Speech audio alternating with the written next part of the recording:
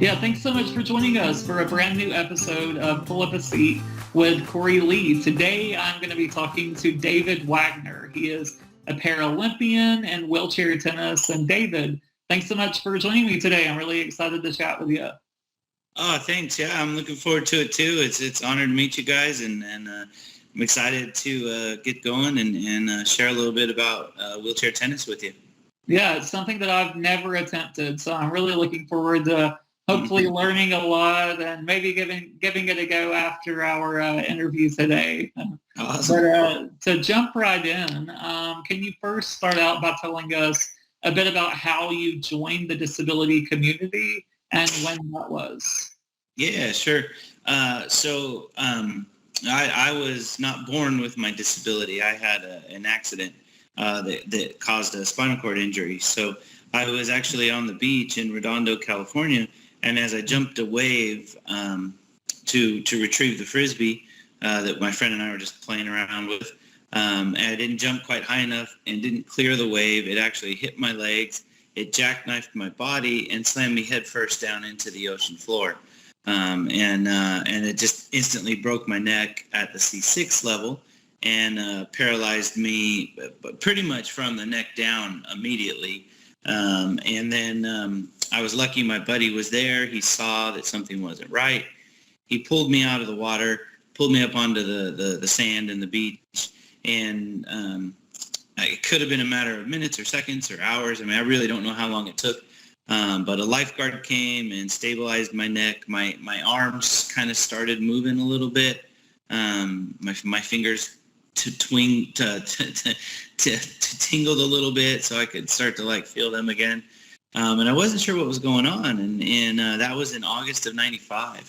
And then that basically just kind of freaky accident, not clearing the wave, and then getting jackknifed headfirst into the ocean floor is what caused my C6 quadriplegia. Wow. And so that happened in 1995. And then I believe your first Paralympics was in 2004. Is that correct? Yes. My first Paralympic Games were Athens in 2004. Yeah. Wow. So in less than a decade, you went from becoming a wheelchair user to being in the Paralympics. So what was that, I guess those 9 years between, what was that like, and what made you interested in pursuing wheelchair tennis? Yeah, I mean, it's a big learning curve when you go from being an able-bodied athlete or individual to having a disability and learning how to move a wheelchair, how to get in and out of your wheelchair, how to get dressed in your wheelchair, right? It's a big adjustment. But I just kind of took it on as it was the challenge that was, meant for me, or it is what I have to deal with. And so I just kind of embraced it and took it on full bore with, okay, if this is what it takes to get from point A to point B, or go out in public, or go to a movie, or go on a date, or whatever it may be, I'm going to figure out how to do that. And so for me, it just that part of my life had always been there. Just kind of take it all on and go after what you're trying to accomplish in your life. And so I was able to incorporate that into not just life with a disability, but into sport with a disability.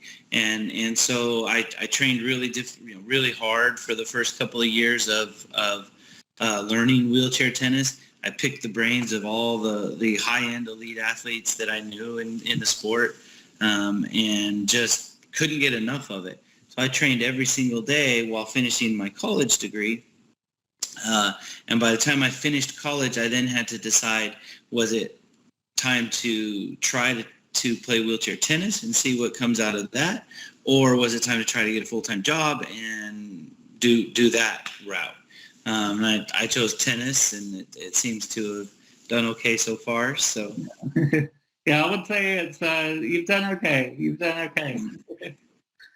So were sports always a big part of your life before becoming disabled, or how exactly did you decide on tennis exactly? Yeah, so sports had always been a big part of my life. I wasn't, going to go pro or be a professional athlete in any sport. But I played all through high school. I had some partial scholarship offers in college that I didn't take for basketball. I chose to stay local in the town I was living in, which was Walla Walla, Washington at the time.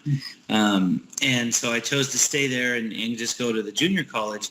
And I'd still play a lot of pickup basketball games and league softball games. Right? Just sport was always huge in my life.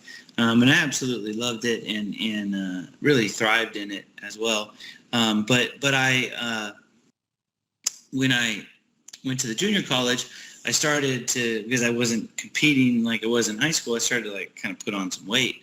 And I was like, ooh, this isn't good. The freshman 15 or 30 or 40 or whatever.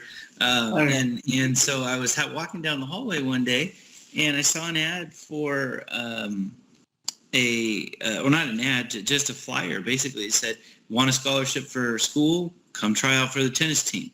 And I thought, all right, that sounds pretty fun. I mean, I'd never played tennis before. This would have been 93, 94. And so just 2 years before I got hurt. And I'd never played tennis before for like competitively, other than just kind of home run ball in the tennis court, trying to hit it over the fence or whatever, But then I ended up walking on to the team, getting a little partial scholarship. I'd never played it before. I wasn't really good. That doesn't speak volumes of how poor our team was either. But so I made the team, got a little scholarship, played. It was fun. I really enjoyed it. And from that moment on, I kind of got this tennis itch, just this bug to like play tennis.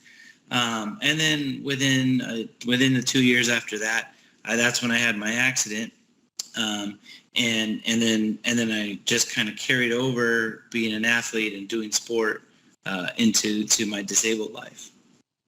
Nice. And so since then, you've competed in 5 Paralympics. Is that correct? Most recently at Tokyo. Yeah. Tokyo was my 5th games. Yeah. Nice. And so out of those 5 Paralympics and all of your, travels around the world and championships, what are maybe 2 or 3 of your biggest highlights so far from your career? Oh, yeah. I mean, it's pretty hard to not make the highlights, the winning the gold medals. I have 3 gold medals. Nice. And so winning 3 gold medals is certainly one of the highlights up there for sure. I mean, on top of that, another highlight would be playing in Grand Slam tennis tournaments, the 4 majors that we have, which would be Australian Open, Roland Garros, Wimbledon, and U.S. Open, and winning at all levels of those events, as well as the Paralympic gold medals. I mean, those 2 accomplishments are great, and I obviously within the sport for me being a competitor, they're probably the 2 best accomplishments, I would say. But then for me also, helping kids get involved in wheelchair tennis, adults that are newly injured, starting the sport for the first time. I really enjoy that part of the sport as well, and giving back to the sport that has helped me with my disability. And so it's really nice to be able to give back to the sport, and knowing that paying it forward type of thing. So that accomplishment is right up there just as much with the accolades of winning an event. Giving back and bringing new players in is equally as important to me. Yeah, I love to hear that. It sounds amazing that you're now giving back after accomplishing so much. So can you just maybe describe a bit more about that, how you're giving back and how you're, teaching children to love adaptive sports? Just Sure. A little bit more about that. I'd love to hear.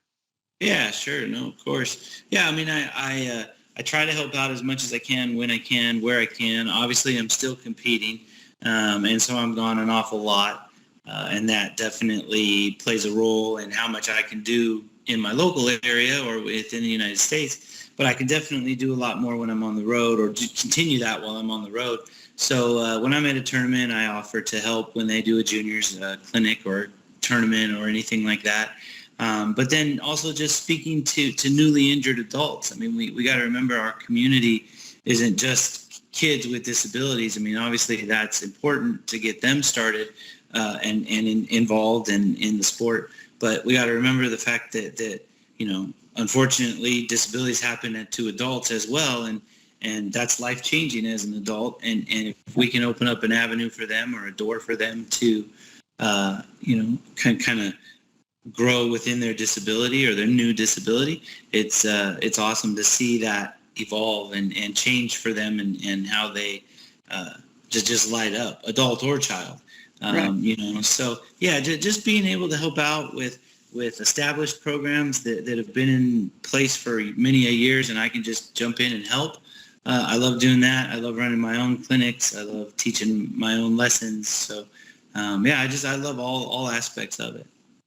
Awesome. Yeah, that's really great to hear. And I imagine that the lead up to being able to compete in these big championships, like the Paralympics, is pretty brutal and takes some serious training. So what is that process like for you now? Are you still having to practice daily, or is it now weekly since you've done it for a while, or how is that now? Yeah, no, I mean, you definitely got to grind and work hard to get to the Paralympics. It's, no one just hands you the Paralympics, and then no one just hands you a medal in the Paralympics either. So you work hard, and I've always been one to train hard and take it to the utmost learning that I needed to for getting to that level, and surround myself with people who support me and people who want me to do well in those events, so just having that strong support group makes a huge difference for me. But my training now, I've been really fortunate to have lived at the Olympic Training Center down in Chula Vista for a while now, and train out of there. So I've been based out of there for quite a while, and training out of that facility has really helped kind of just I don't want to say I've ever lost the fire, but kept it burning longer, because I'm there training alongside, the Olympic shot put gold medalist or long jump gold medalist or other Paralympic athletes, So it's really cool to be motivated with them beside you. And when you're struggling in the gym and they're pushing you and pumping you up and you're pumping them up, it's a nice environment to be part of.